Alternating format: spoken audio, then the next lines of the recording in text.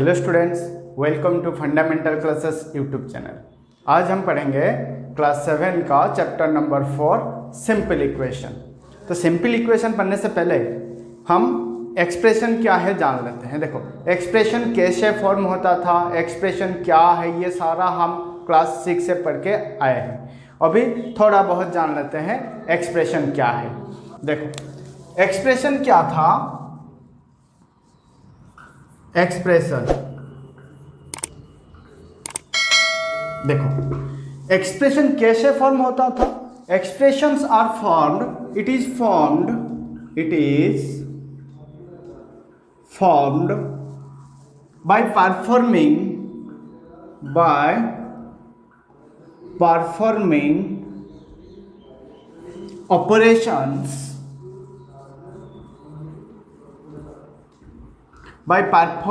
operations on the variables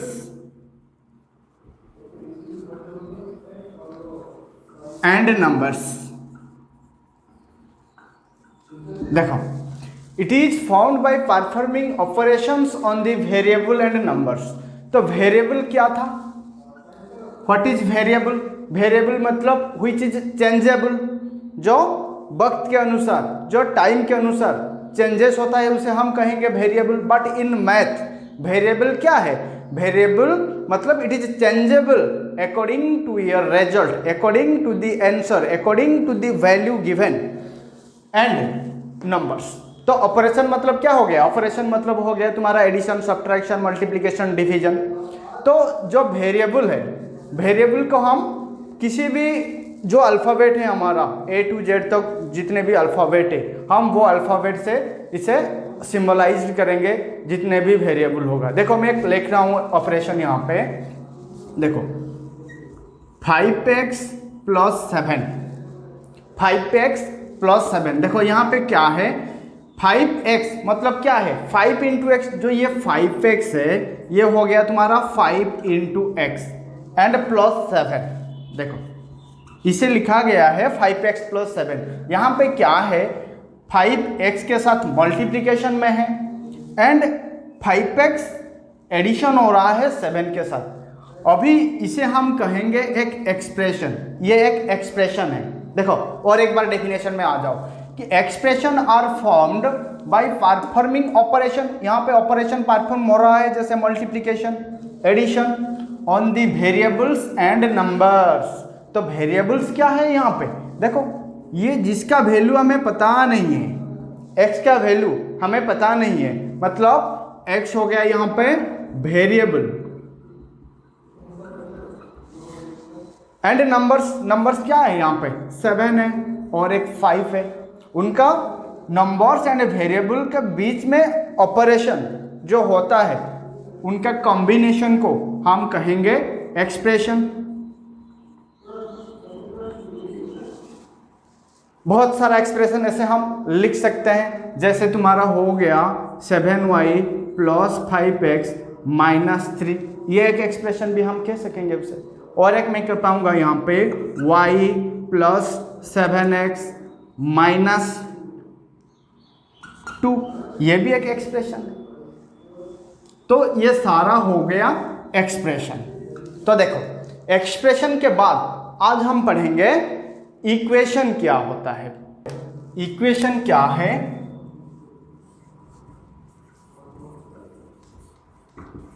equation, देखो equation क्या है? Equation is a combination of expression with the help of an equal sign. मतलब क्या है? एक इक्वेशन में एक इक्वल साइन होगा एंड उस इक्वल साइन के दो साइड में, जैसे लेफ्ट साइड और राइट साइड में, उसका दो एक्सप्रेशन होगा। देखो, मैं पहले समझा रहा हूं तुम्हें।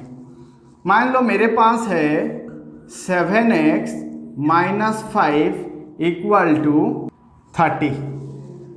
देखो यहाँ पे क्या है? यहाँ पे एक एक्सप्रेशन है, यहाँ पे भी एक एक्सप्रेशन है और बीच में एक इक्वल साइन है। तो ये हो गया एक एक्सप्रेशन, ये एक एक्सप्रेशन हो गया, ये एक एक्सप्रेशन हो गया और बीच में है इक्वल साइन। तो हम इसे कहेंगे इक्वेशन। देखो कुछ रिलेटेड टर्म्स मैं यहाँ पे बता देता हूँ तुम्हें। देखो वेरिएबल्स क्या है, व्हिच इज चेंजेबल, मतलब जो वेरी है, जिसका वैल्यू हमें पता नहीं है। यहाँ पे x का वैल्यू हमें पता नहीं है, यह हो गया तुम्हारा वेरिएबल। देखो कांस्टेंट क्या है, जिसका वैल्यू कांस्टेंट है, यहाँ पे 5 है, यहाँ पे 30 है, दीज आर ऑल्सो कांस्टेंट। ये एक्सप्रेशन भी है, ये एक कांस्टेंट टर्म भी है, मतलब एक कांस्टेंट वैल्यू है उसका। तो यहाँ पे ये हो गया कांस्टेंट टर्म। देखो और क्या है, जो यहाँ पे 7 है, जो ये वेरिएबल के साथ मल्टीप्लिकेशन में है, उसे हम कहेंगे coefficient.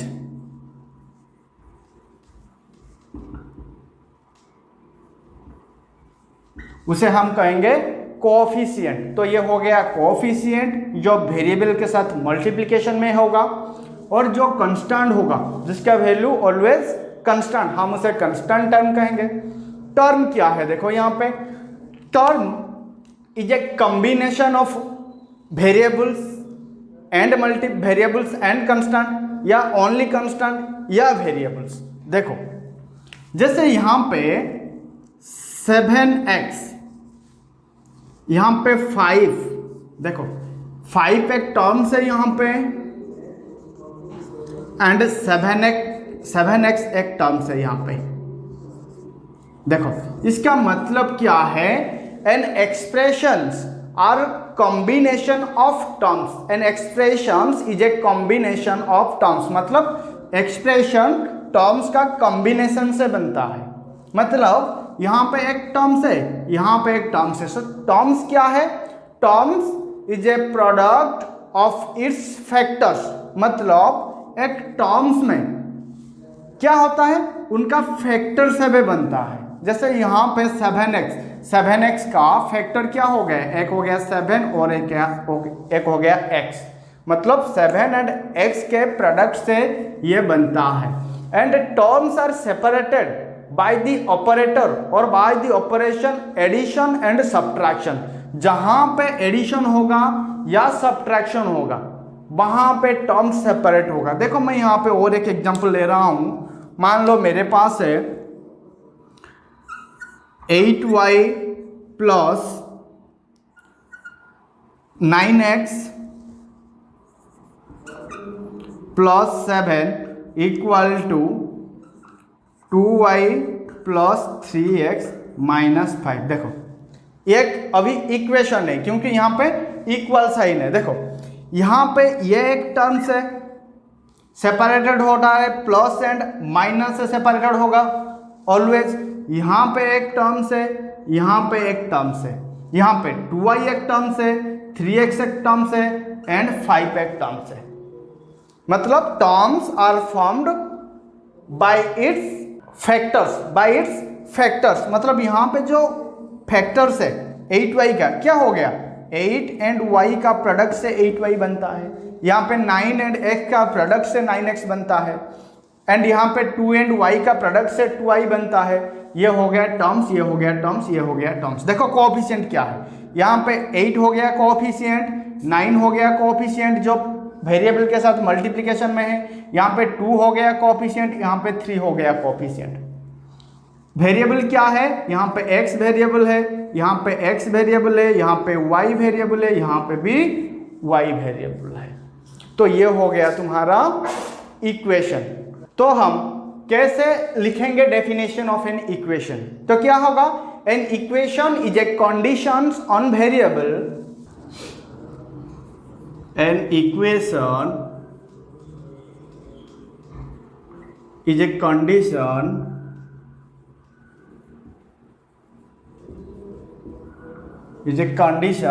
on variable such that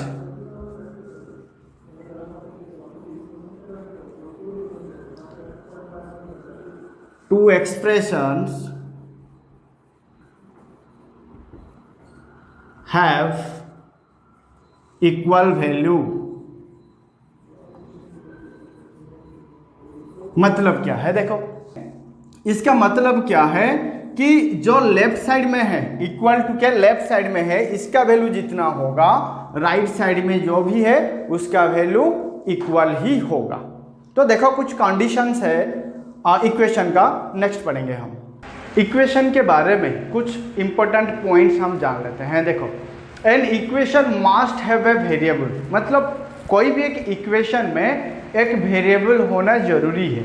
for example हम लिखेंगे, देखो 5x + 2 = 27। तो मतलब हर एक इक्वेशन में एक वेरिएबल होना जरूरी है। सेकेंड पॉइंट क्या है, LHS of the equation = RHS of the equation. मतलब क्या है, देखो जब एक इक्वेशन होगा उसका दो पार्ट होगा, एक LHS पार्ट और एक RHS पार्ट। तो LHS पार्ट क्या है, देखो ये हो गया तुम्हारा LHS पार्ट। LHS का मतलब क्या है, left hand side, left hand side. और उसका एक RHS पार्ट है। RHS का मतलब क्या है, RHS मतलब राइट हैंड साइड। और क्या होगा, the LHS part is always equal to the RHS part. यहाँ पे इक्वल साइन है, मतलब क्या है, इक्वल साइन का मतलब जो राइट हैंड साइड में होगा जितना वैल्यू उतना ही वैल्यू लेफ्ट हैंड साइड में होना चाहिए। नेक्स्ट करेंगे हम बैलेंस इक्वेशन क्या है। देखो एक इक्वेशन कब बैलेंस होगा, when LHS is equal to RHS। जब left hand side is equal to right hand side होगा, then this equation is said to be balanced, is said to be balanced। Balance का मतलब क्या हो गया, equal, मतलब जो लेफ्ट हैंड साइड में जितना वैल्यू होगा राइट हैंड साइड में उतना ही वैल्यू होगा। फॉर एग्जाम्पल देखो 2x + 3 = 11। 2x + 3 = 11, मतलब यहाँ पे जो 2x + 3 है उसका वैल्यू 11 ही होगा, क्योंकि एक बैलेंस इक्वेशन में ऑलवेज एक इक्वल साइन बीच में होगा और दो एक्सप्रेशन दो साइड में होगा, और जो लेफ्ट हैंड साइड में जितना वैल्यू होगा राइट हैंड साइड में उतना ही वैल्यू होगा। तो हम उसे कहेंगे बैलेंस इक्वेशन। तो देखो एक बैलेंस इक्वेशन में कुछ फीचर है वो भी हम जान लेते हैं। अब कुछ फीचर हम देखेंगे बैलेंस इक्वेशन का। देखो अगर मेरे पास एक इक्वेशन है, फॉर एग्जाम्पल 2 + 5 = 7, ये एक इक्वेशन है। अब देखो इस बैलेंस इक्वेशन मतलब ये इक्वेशन अभी बैलेंस में है, उसका कुछ फीचर भी है। पहला फीचर क्या है, एडिशन का। देखो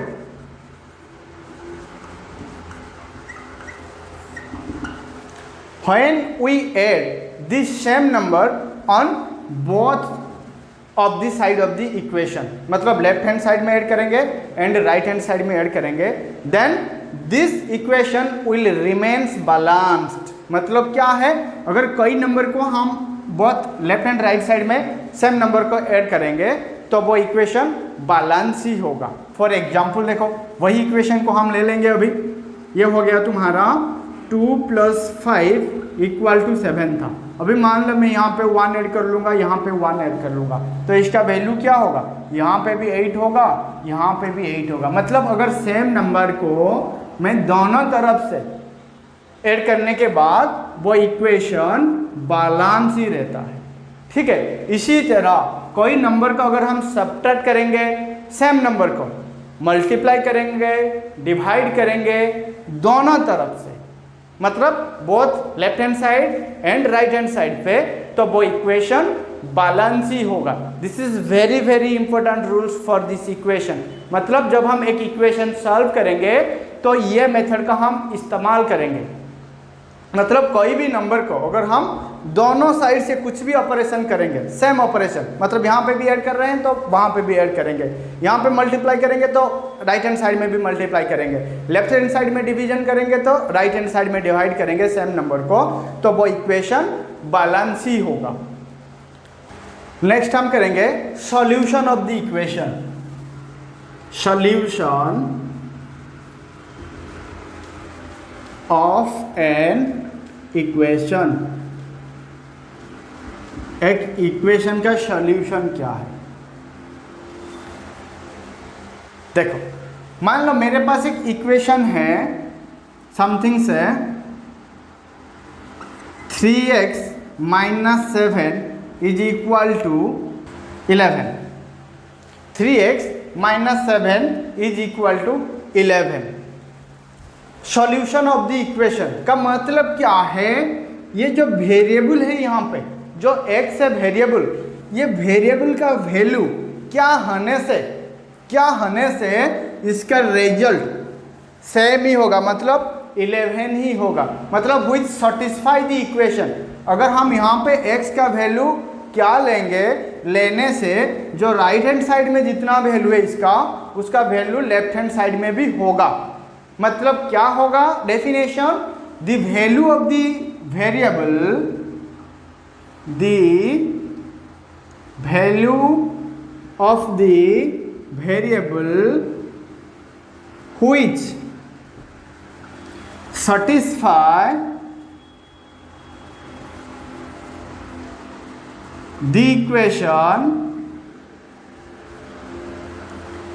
is called is the solution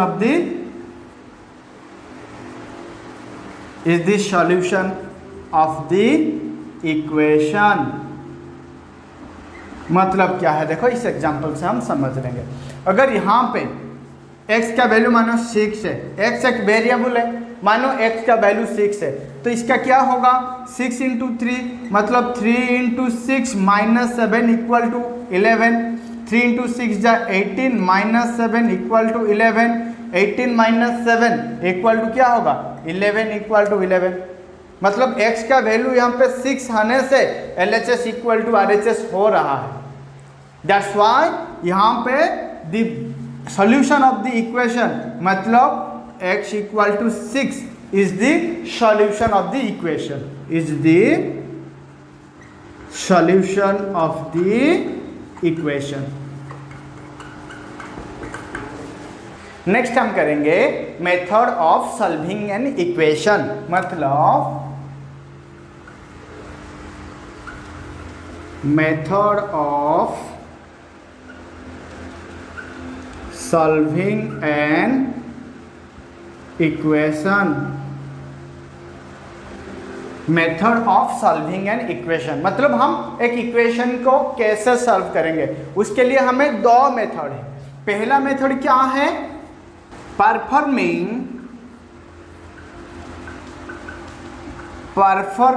the same operation on either side of the equation,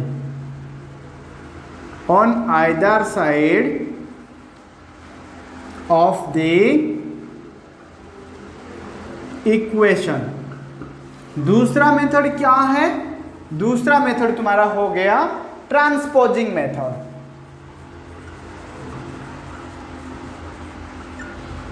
transposing method एक करके हम देखेंगे। पहले performing the same operation on the either side of the equation, ये मेथड क्या है, एंड ट्रांसपोजिंग मेथड क्या है। पहला हो गया performing the same operation on either side of the equation. तो इसका मतलब क्या है देखो, मान लो मेरे पास एक इक्वेशन है 8x - 2 इक्वल टू 14। देखो एक इक्वेशन है 8x - 2 इक्वल टू 14। मेथड क्या है, performing the same operation on either side of the equation. मतलब जो भी हम परफॉर्म करेंगे, यहाँ पे कैलकुलेशन करेंगे, वो दोनों साइड में करेंगे। जैसे मैंने कहा था बैलेंस्ड इक्वेशन में, मतलब कोई भी नंबर को, सेम नंबर को हम अगर दोनों साइड्स में आइदर एडिशन, मल्टीप्लिकेशन, सब्ट्रैक्शन और डिवीजन जो भी ऑपरेशन करना है दोनों में करेंगे तो वो इक्वेशन बैलेंस ही होगा। हम इस तरह इसका सोल्यूशन करेंगे। देखो अभी यहाँ पे -2 है ना, मैं उसे लिख पाऊंगा। देखो 8x - 2 + 2, ये 8x - 2 था, यहाँ पे मैंने +2 ऐड कर लिया लेफ्ट हैंड साइड में। तो मुझे करना क्या है, इक्वेशन को बैलेंस करने के लिए मुझे राइट हैंड साइड में भी +2 करना है। तो ये हो जाएगा 14 + 2। अभी देखो यहाँ पे -2 + 2 क्या होगा, ये कैंसिल आउट हो गया, मतलब वैल्यू इनका 0 हो गया। -2 + 2 बचा क्या यहाँ पे 8x, अभी हो गया 8x = 14 + 2 = 16, 14 + 2 = 16। अभी देखो हमें x का वैल्यू यहाँ पे फाइंड आउट करना है। सॉल्यूशन ऑफ द इक्वेशन मतलब क्या है, x का वैल्यू हमें फाइंड आउट करना है। यहाँ पे x के साथ क्या है 8 मल्टीप्लिकेशन में है। अभी हम क्या करेंगे, यहाँ पे देखो 8x अगर हम यहाँ पे डिवाइड कर लेंगे 8, यहाँ पे हम डिवाइड कर लेंगे 8, तो यहाँ पे क्या होगा 16 / 8, सेम ऑपरेशन दोनों साइड में करना है हमें बैलेंस रखने के लिए इक्वेशन का। अभी क्या होगा यहाँ पे, ये होगा तुम्हारा x = 2, हमें मिल गया। अभी x का वैल्यू 2 है, मतलब solution of the equation is 2। ये था तुम्हारा by performing the same operation on the same side of the equation. Next method है तुम्हारा था ट्रांसपोजिंग मेथड। देखो सेकंड मेथड क्या था, ट्रांसपोजिंग मेथड।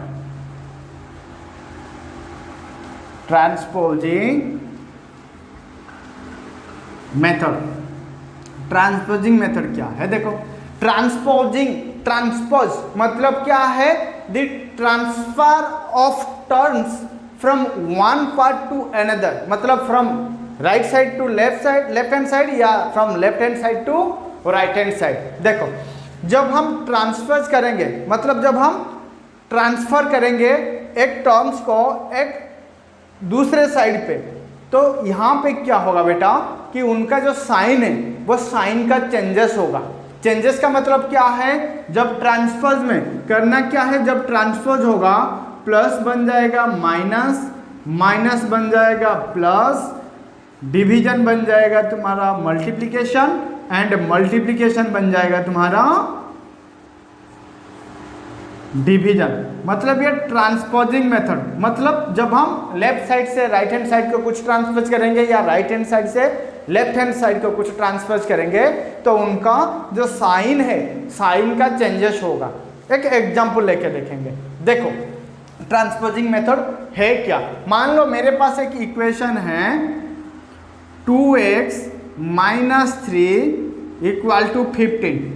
देखो अब क्या करना है, यहाँ पे मुझे ट्रांसफर करना है टर्म्स को। देखो यहाँ पे क्या क्या टर्म्स है, ये एक टर्म्स है, यहाँ पे माइनस है। मैंने कहा था जब माइनस एंड प्लस होगा तो वहाँ पे टर्म्स का सेपरेशन होता है। तो यहाँ पे 3 एक टर्म्स है, 3 मतलब -3। देखो अब क्या करना है, मुझे ये -3 को ट्रांसफर करना है। ये जो -3 है उसे मुझे ट्रांसफर करना है राइट हैंड साइड पे।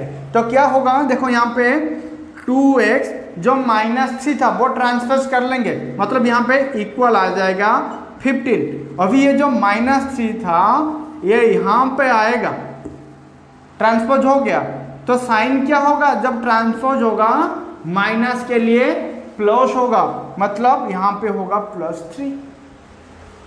आ रहा है समझ में। अभी क्या होगा, देखो 2x = 18 हो गया, 15 + 3। अभी क्या है, देखो ये 2x के साथ मल्टीप्लिकेशन में है, 2x के साथ मल्टीप्लिकेशन में है, मतलब हमें x का वैल्यू फाइंड आउट करना है यहाँ पे। तो हमें 2 को ट्रांसफर करना है। जब 2 को ट्रांसफर करेंगे यहाँ पे, मतलब लेफ्ट हैंड साइड से राइट हैंड साइड तक, तो जो मल्टीप्लिकेशन में है तो उसका साइन क्या होगा, डिवीजन।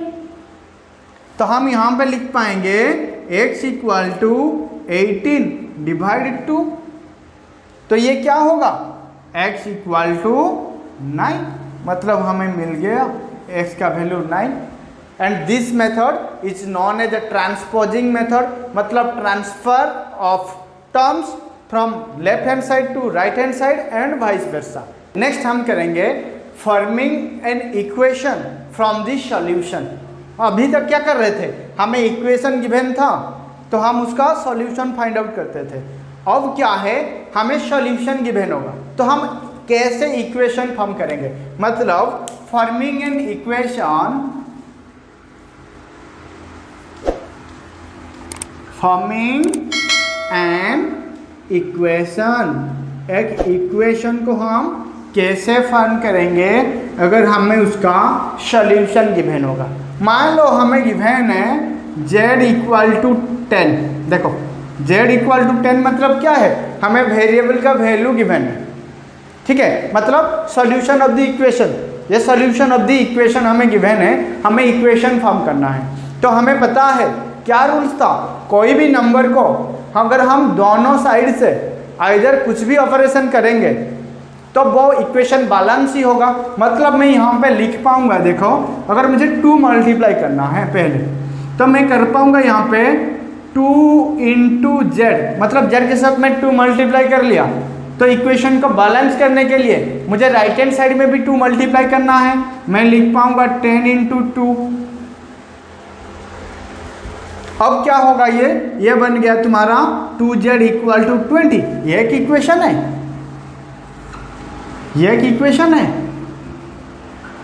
और भी करना चाहोगे तो कर पाओगे। यहाँ पे देखो ये 2z प्लस 20 हमें मिल गया। अभी मुझे करना क्या है, दोनों साइड में कुछ भी नंबर का तुम कुछ भी ऑपरेशन कर सकते हो। फॉर एग्जाम्पल मैं यहाँ पे कर रहा हूँ, मेरे पास है 2z, तो 2z से मुझे 5 माइनस करना है, तो मैं 20 से भी 5 माइनस कर लूँगा इक्वेशन का बैलेंस करने के लिए। अभी ये क्या होगा, देखो 2z माइनस 5 इक्वल टू 15, ये बन गया एक इक्वेशन। और बड़ा करना चाहोगे तो यहाँ पे कुछ डिवाइड भी कर सकते हो। मान लो यहाँ पे मुझे 3 डिवाइड करना है, तो देखो मैं यहाँ पे कर पाऊँगा 2z माइनस 5 के साथ मुझे डिवाइड 3 करना है, डिवाइड 3, तो ये क्या होगा, इस तरफ से भी 15 डिवाइड 3 करना है मुझे, दोनों साइड्स में इक्वेशन को बैलेंस करने के लिए। अब क्या होगा यहाँ पे, देखो 2z minus 5 divide 3 equal to 5, ये भी एक इक्वेशन है। मतलब हम एक सॉल्यूशन से कितने सारे इक्वेशन फॉर्म कर पाएंगे, मतलब इनफाइनाइट नंबर ऑफ इक्वेशन। अगर हमें सॉल्यूशन गिवन होगा तो हम infinite number of equation find out कर पाएंगे। इसी तरह हम जो भी नंबर चाहे मल्टीप्लाई कर सकते हो, एडिशन कर सकते हो, सब्ट्रैक्शन कर सकते हो, तो जो भी करना है आइदर साइड में करना है, तो हम इस तरह एक सॉल्यूशन से इक्वेशन फॉर्म कर पाएंगे।